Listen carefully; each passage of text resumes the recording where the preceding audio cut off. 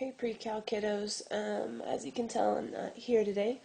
Didn't want to breathe on you with my germs, so trying to protect you, but we gotta still keep going, especially since we're kind of behind. So we're going to go over section 7 today.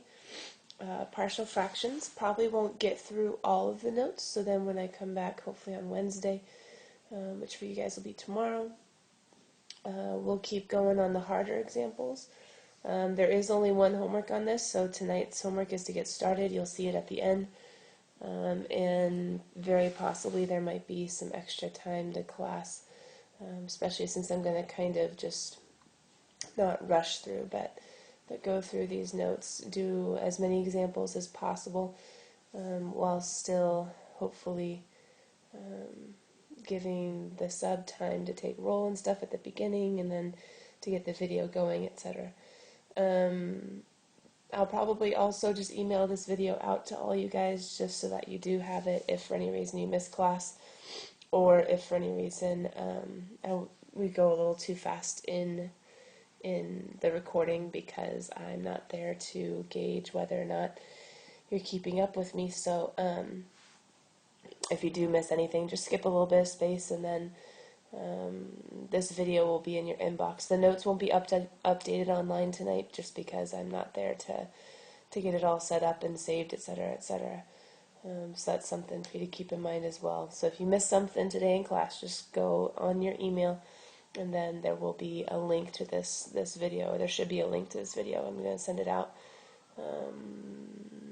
at some point before school is over. So, all right, here we go. Partial fractions.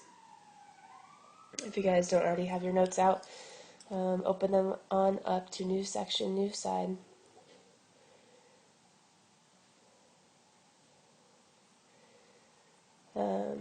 With section 7.4, partial fractions, as you can tell here at the beginning, with our goal. Our goal is to take a rational expression as the sum of two or more simpler rational expressions. And you might be saying, you guys should be writing. I'm just going to kind of be talking a little bit to give you time to write this down. You might not see the full reasoning as to why this is so important, but let's just say kiddos in Calc BC, which is kind of like 2 levels beyond where you are right now. This is one of the most helpful. I wouldn't say most helpful, but it is a very helpful thing for them in the problems that they're doing. So partial fractions have a lot of different applications. If for any reason I go a little too fast, feel free. We can always pause this video and just give the class time to finish copying down and then start it again. But I'm going to keep going in my explanation for right now. Partial fractions. Okay. What are they? Taking a rational. Remember when you see the word rational, think of the ratio. It's a fraction, right? Rational expression as the sum of 2 or more simpler rational expressions. Okay, so we're basically trying to break apart a rational function. If you're looking down below at the example that we have right here, this is a rational expression, right? Because we have a numerator, we have a denominator, there are x's in there, so this is an algebraic, rational function, expression, whatever. And then if you can see here the demonstration of what are partial fractions. Partial fractions are, if you can see right here, the partial fraction decomposition. Think decompose, right? Like break apart. So decomposition, I'm decomposing or I'm breaking apart this fraction into its simpler pieces. So partial fraction decomposition is the whole shebang, and each piece of it is called a partial fraction. Now, what does this actually mean? Well, let me show you here off to the side. What are these two? Well, these two are theoretically, if you want to think of it this way, kind of like what the question could have been before it was simplified.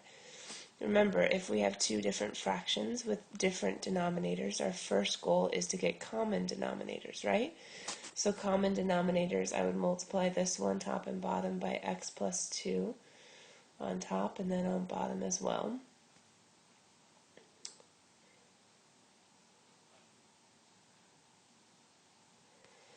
And then I do the same thing with this one over here. So I multiply top and bottom by the other denominator, which would be x minus 3.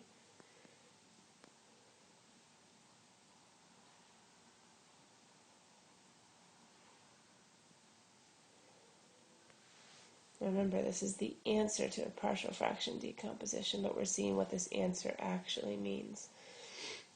If I was to simplify, so I multiply top and bottom by each of the other denominators, getting a common denominator. Now my common denominator is x minus 3 times x plus 2, or x plus 2 times x minus 3. On top, if I was to distribute, I would get 2x plus 4. Then if I was to distribute this one, minus x, negative 1 times negative 3 plus 3. If I combine my like terms, 2x minus x, that would give me just single x, right? And then 4 plus 3, that would be plus 7 all over. And then if I was to FOIL this, right, first, outer, inner, last, I would end up with x squared minus 3x plus 2x is minus x, and negative 3 times positive 2, negative 6. Now maybe you can kind of see what this partial fraction whole thing does. It takes what is theoretically like a simplified, put together rational expression and tries to figure out, what were those two pieces that were put together beforehand, or how can I take this simplified big old rational expression and break him up into his individual pieces. So once again, partial fraction, each one individually is a piece that put together is the partial fraction decomposition for a rational function. Okay, that's a lot of words, a lot of verbiage. Let's kind of say or figure out, how do we figure this out? How do we find what these pieces are? Now, the book does have a big whole long box. That's not a bad box, not at all. And I don't have right here with me what page number or anything this is, but I promise you it's in section 7.4 if you go look at it. And this gives you all kinds of ins and outs as to how to do the decomposition of any rational function into partial fractions. But I've tried to kind of make it easier for you. So even though this is a great resource and you can go check it out, here's my short and sweet version, okay? So you don't have to write this one down in your notes, but here's the short and sweet version. Steps. All right, I've taken what they had, or what they have in their big old book, and I've tried to simplify it a bit. So, let me give you a couple seconds just to set this up.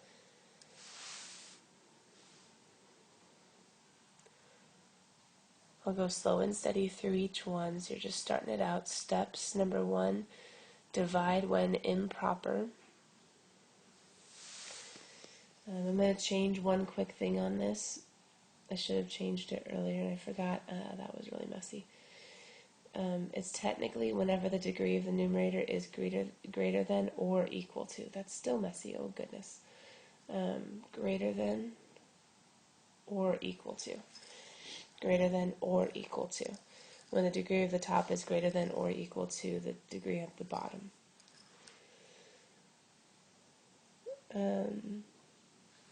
What I mean by divide is polynomial division. Remember when you have, let me write it right here, when you have a numerator, you could call it n of x, you could call it p of x, you could call it all sorts of different things, f of x. I'm just doing n for numerator, d for denominator.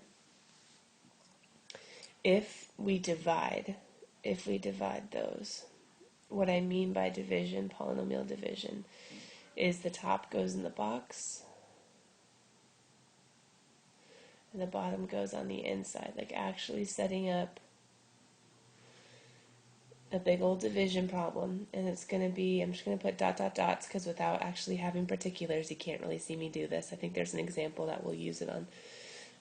I'll put dot dot dots up here, but we do a big old division problem. At the end of the day, if it's able to divide, which it always will be able to when the degree of the top is greater than or equal to the degree of the bottom, then we will be able to, this is how the book shows it,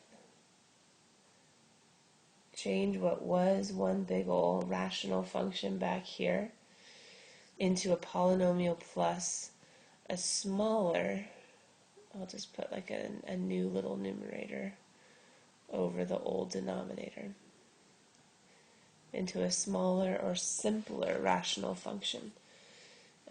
Once again, you'll be able to see me model this in a couple examples, but the idea, what I mean by improper up here, improper is when the degree of the numerator is greater than or equal to the degree of the denominator. And whenever that's true, before you think anything else, we want to divide it to simplify it, or to make what was a rational function into a simpler rational function. After we look to divide when improper, step number 2, factor the denominator completely. So go as far as you can in factoring.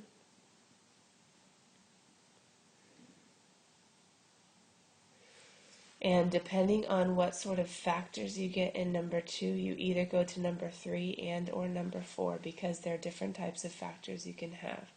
You can get linear factors, which means the factors only go, what's inside the parenthesis only goes to a power of 1. Or quadratic factors, you have something squared. If you have linear factors, you're going to take those linear factors and you're going to set up for each one, you're going to set up a constant like A. You can call it A or B or C or D. You'll see me model this in a moment. And you're going to put that constant over whatever linear factor you have. So I'm going to call it like AX plus B. That could be like a simplified way of talking about a factor. It's linear because it's x to the 1. You could have a number in front like 2x plus 1 or x minus 4. But a linear factor has an x to the power of 1. And then we put this a on top to symbolize what we don't know. If you look back here at our example real quick, 2 pages back, we could have taken this denominator and we could have factored him. And when we factored him, we would have gotten x minus 3 and x plus 2. And if you notice in our partial fractions, those factors are shown in each. But where does this 2 come from? And where does this negative 1 come from? Well, that's what we need to figure out how to find. How can we get those numbers? So we're going to set up, let me go back. I'm not quite ready for an example. We're going to set up for each linear factor that we have. There could be another one. If there was another one, we would just call him by a new letter at the top because we don't know what that is. And then the bottom could have A, B, C, X plus D. Does that work? Cx plus d. We could have another linear factor. There is something special if we have something called repeated linear factors, but I'll show you what that is in an example. We'll just say plus dot dot dot, because you could have lots of different factors. Quadratic factors are a little bit different. Quadratic factors mean you have a quadratic that cannot be factored. I'm going to put a snazzy word over here. It's called irreducible. You guys should see in irreducible the word reduce, right? And reduce can also be thought of as breaking down.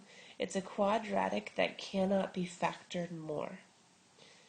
Because most quadratics, we should be able to get factored more into these linear factors like in number 3. But In number 4, or step 4, what we're talking about is if there are some quadratic factors that can't be factored more. You'll see me show you some examples of those in a moment as well, but for right now, let's just say we have a quadratic, which we're used to talking about, ax squared plus bx plus c, right? If there is a quadratic that can't be broken down anymore, we're going to have to make a partial fraction for him as well that we want to solve for. But if we do a partial fraction for him, it's a little bit different because it's not just like the capital A or the capital B like the one up above in number 3. But instead, we have to do this ax plus b factor on top. If you pay attention to patterns, you might see that up here, the factors had a degree of 1, whereas the numerators needed to have a degree of 0. And here, there's a degree of 2, whereas on top has a degree of 1.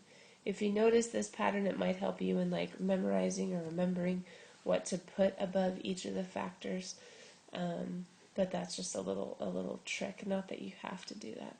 If there was another one, kiddos, we would just have to do, if it was quadratic and if it was this irreducible, it couldn't go down into linear, we could go ahead and set up another one, ax plus b, and then cx plus d. There would just be another quadratic. I'm just using silly letters now. dx squared plus ex. Well, e has a special meaning. Let's do plus fx plus g. I'm just using different letters, so it's not the same as that one that we just did. But anyway, I'm going to put plus dot dot dot. Usually you wouldn't have one quite this complicated with 2 of these pieces, but just so you get the hang of it. Now these are our steps, but you might be like, okay, what on earth am I supposed to do with them? I'm actually going to add one quick number 5, because step 1, 2, 3, and 4. 1, divide first if it's improper. If it's not improper, or after you divide, then go to number 2. Factor the denominator completely. Then use those factors to figure out 3 or 4. What partial fractions do I need to make? And with the partial fractions, you need to make some unknowns, make some variables, and those are symbolized by the capital A's and B's and C's and D's. And number 5 tells me, okay, once I've done all of that work, what's next? Well, then we're going to, this is what somebody in Honors Precalc said, we're going to kill denominators. And we're used to that because we don't like fractions. So if we can get rid of the fractions, which we're going to do by killing the denominators, there's actually a few parts to number 5. We're going to kill denominators, and then we're going to set up a system of equations and solve. I could probably give you a little more detail about setting up a system and solving, but I think I just want us to go to an example next. So, number 5, kill denominators, set up a system, and solve. What do I mean by that? Well, let's go ahead and go check out an example. All right. The nice thing is up here at the top, it kind of tells us exactly what category it fits under, but let's go ahead and still try each of our different steps. So step 1 over here, divide when improper. So you need to look and say, first of all, is this an improper fraction? Well, does the degree of the top, which is a 1, is it bigger than or equal to the degree of the bottom, which is 2? Well, no. So then, since 1 is not higher than 2, I don't have to worry about dividing. Now, after we've looked to divide and we say, no, it's not improper, so therefore I don't need to divide, then number 2 says, take this denominator, which is x squared minus x minus 6, and go ahead and factor him. Now, if you guys notice, this is actually the same example as the beginning one. We're just seeing how do you break him up if you don't know already what the pieces are. So we're going to take this this quadratic, and we're going to factor. We already saw he factors to be x minus 3 and x plus 2. Now, since each of these factors are on their own, it's called distinct because they're both to the first power. There's nothing that's like squared or cubed in the factors. They're distinct because of that, and then they're linear because of each of their powers, because it's x to the 1 and x to the 1. So they're distinct and linear. Then I'm going to use what we've talked about on the page before with setting up for each of them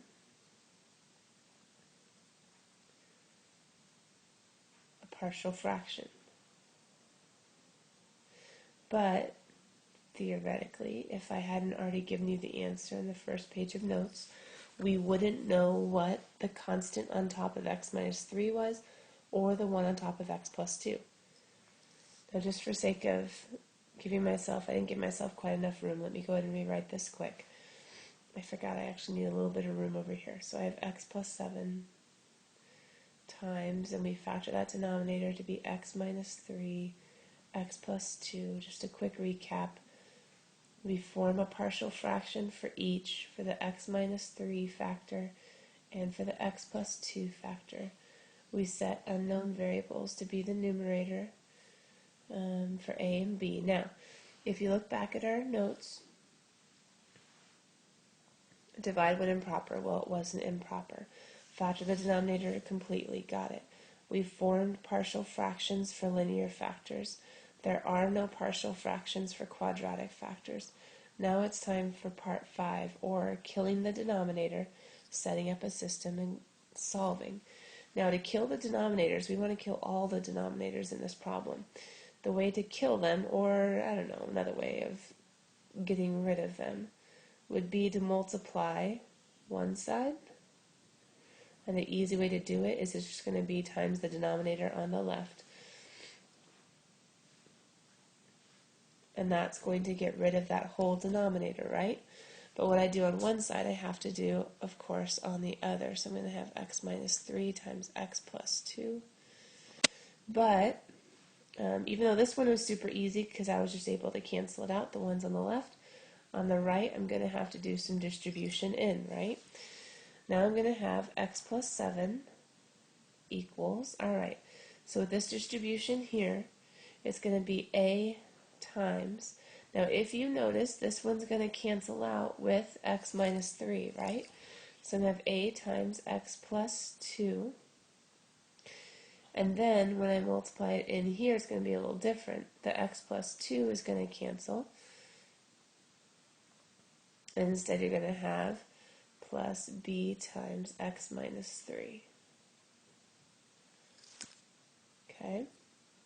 And it's always going to happen that way as well, in the sense of a is going to be multiplied by the other factor that it's not being divided by, and b is going to end up being multiplied by, once again, the other factor beyond which it's being divided by. So now I have this whole little expression, which you're like, okay, that's all well and good, but what do you mean by, let's go back, kill the denominators? Okay, multiply both sides by the denominators, and hopefully at the end of the day all your fractions are gone, which they are. But then set up a system and solve. How do I do that? Well, if you notice on the left hand side, this is going to be kind of weird and out there, but on the left hand side I have an x term and a non-x term. I'm actually going to look at this a little bit differently than you might be used to. I'm going to distribute everything out. So I'm going to get ax plus 2a plus bx minus 3b. This might seem like it's impossible to solve, but because I have a certain pattern of x's, go find all your x's, go find all your x's, and non-x's. What do I mean? Terms without an x, and without an x. I can actually split this piece up into two different pieces and say 1x, so I'm using the orange one first, 1x has to equal ax plus bx. So that's just dealing all of these terms with x's, because I can only get an x term from x terms. That's kind of how this whole logic is coming about. So I have that one. There we go. And then what's left after I get rid of those pieces? Well, then I have these other ones of, and 7 has to equal 2a minus 3b. 7 has to equal 2a minus 3b. How do I solve this, though? Well, if I was to do a couple things over here on the left-hand side, I could say, in essence, if you think about this as each of these terms has an x, I could very quickly get to 1 equals a plus b.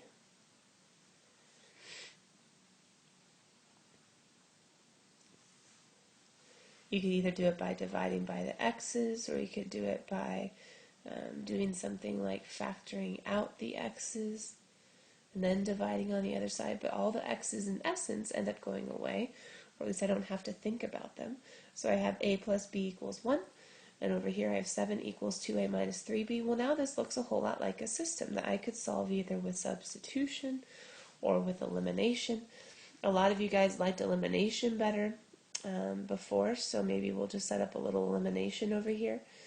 So I have, to make it a little nicer,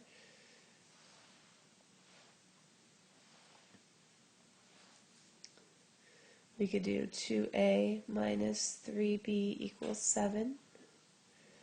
Now I want my terms to cancel out, right? So I can multiply the bottom one by negative 2. So negative 2a minus 2b equals negative 2.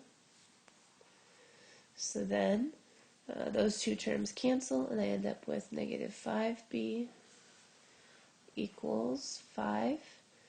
So b equals negative 1. Now once I have b, I do want to go back and find a, right? Back substitute. The easiest one that I can see to go back and substitute in is this one right here, right? So then if b equals negative 1, then 1 equals a plus negative 1. And with some algebra, we could pretty quickly get to a is equal to, add the 1 on the other side, 2. And what does this mean? What's the whole significance of a's and b's? Well, if I come back here, let me go ahead and try to make it a different color. If I come back here to my partial fractions, remember, we knew that we had the x minus 3 and the x plus 2 as our denominators, right? What we were missing was the a and the b in the sense of what goes on top of each, of each partial fraction, we could say that. And now that we have a and b, what that means is we can go ahead and fill in that problem and say, you know what, the partial fraction, which is what it's asking for, the partial fraction decomposition is 2, that's what a equals, right? 2 over x minus 3 plus b, negative 1, or you could say, instead of plus and negative, you could say minus, over x plus 2. So the partial fraction decomposition, I'm going to go ahead and put them in a different color as well. This is where we end up. And if we go back and peek really quickly at the first page, is this what they told us the partial fractions were? 2 over x minus 3 plus negative 1 over x plus 2? Yes. So we were able to find this. Remember, it's kind of like we're taking the answer and we're going back to the pieces. So we were able to do that just by following step by step. Okay, let's go ahead and try to do another one. So doing another one, once again, we could look at it and say, hey, should we divide when improper? Well, the degree of the top is 1, the degree of the bottom is 2. Since the top is not higher, I don't have to worry about dividing. Alright, so now what? Well, now we need to, giving myself a little room for killing the denominators, factor that denominator. Now guys, we should be okay at factoring, right? If we were to factor that one, it's going to be x plus 1 times x plus 3. And once I factor, then I can start splitting up into partial fractions. If you guys notice these ones, again, these ones are those distinct linear factors, even like our directions say, because each x is raised to the first power inside those factors, and once again, on the outside, it's just to the 1. So then I start up my partial fractions. I say, okay, one's going to be x plus 1. The other one's going to be x plus 3. If I was there, I would ask you what to put on top. And hopefully you would know, well, I need an unknown capital A and an unknown capital B. Once we do that, we can go ahead and kill denominators, right? So what I do on one side, I need to do on the other side. When I multiply one side by x plus 1 times x plus 2, x plus 3.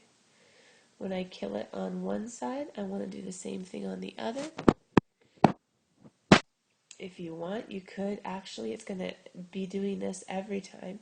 You could multiply it by each piece if that's easier. So you could do x plus 1 times x plus 3 for one piece, and x plus 1 times x plus 3 for the other piece. This might help you keep things straight a bit. So then you can go ahead and see what's left. We end up with x minus 2 is equal to a ends up being multiplied by x plus 3,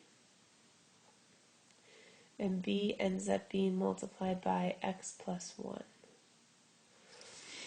Now, my denominators were killed. They're all gone, right? But now I need to figure out, okay, how do I set up a system again? The easiest way I know how is first of all get all this distribution done.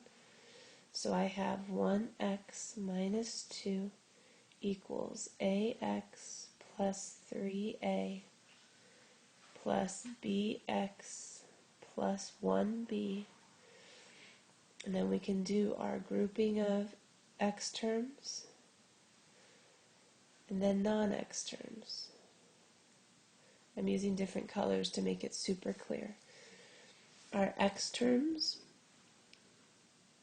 if you were able to quickly get there, 1x is going to have to equal ax plus bx.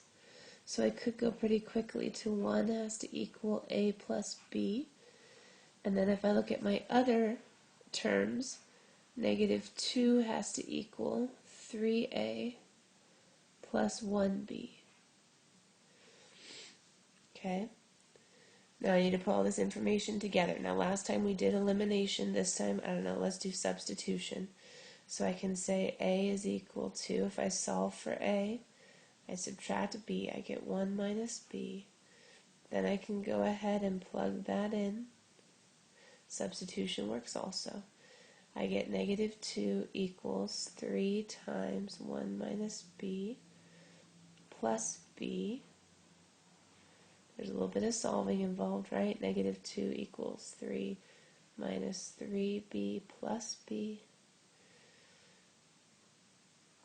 Negative 2 equals 3. Well, negative 3 plus 1 would be negative 2.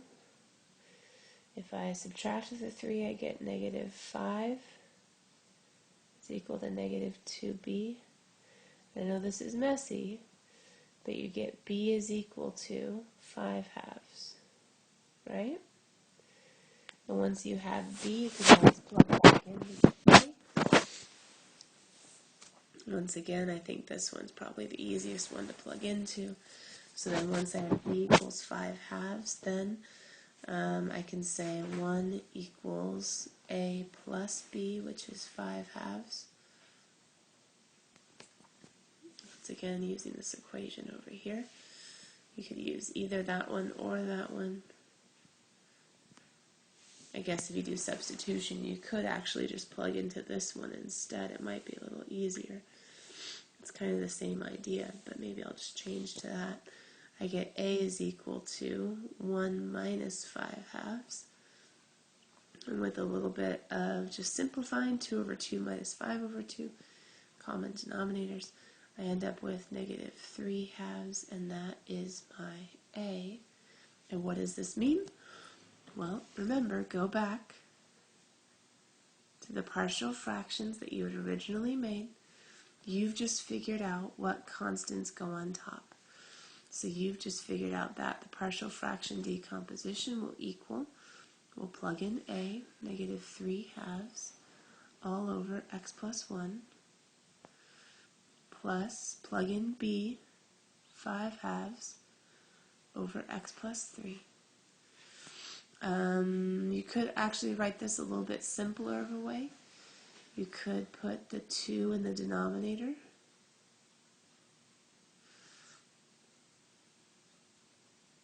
Because it's over 2, so the 2's could go in the denominator. Technically, another way of writing it, since they both have these 2's, you could also pull out a 1/2 from everything, and then you would just get negative 3 over x plus 1 plus 5 over x plus 3. There are a few different ways of looking at it. All of these technically would have been correct. All of them are just as equivalent or just as right, but this is like the most simplified form. And you guys know, both the book and for me on tests, I like it simplified, so just trying to show you how to go from one to the other in that simplifying process. Hopefully this is making a little more sense. It does take some getting used to. I'm going to try and do one more example. I'm not sure if you'll have time to finish this with me in class or not.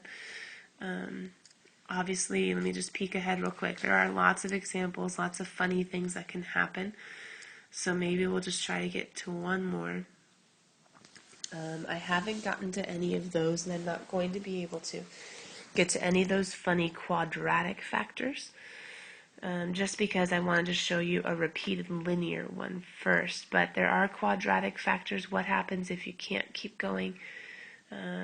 Once again, we'll go ahead and look at that tomorrow when I'm with you. But let's see if we can at least just set up this crazy one. There's a lot going on in this example. We'll just see if we can set it up. I'll probably just do a ... and show you the homework so that you guys can get started on it. But first of all, if we look at this example, the first thing you should notice is I have x to the 4th on top and x cubed down bottom. Now what does that mean? That means that this is an improper fraction. And whenever we have improper fractions, what did our step say? Our step said that we needed to divide. So before we do anything else crazy, we need to divide first. What do I mean? Well, we need to go ahead and put it in. So I have x to the 4th plus 2x cubed plus 6x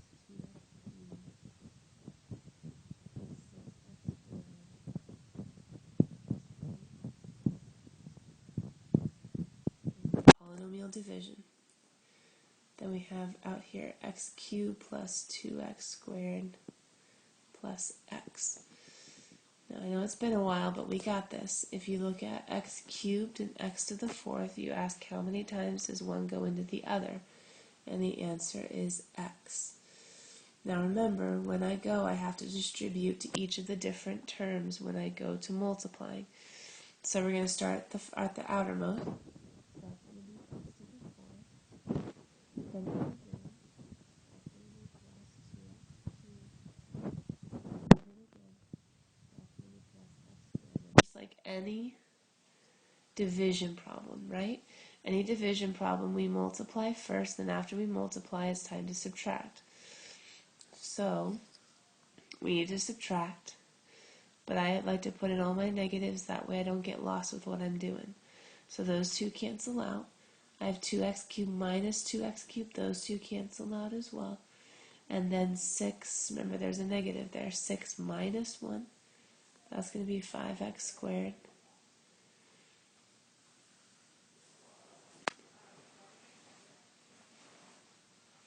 Now you might not realize right now why I'm doing this, but I'm actually going to bring down all of these and see what's left. That way I can kind of compare.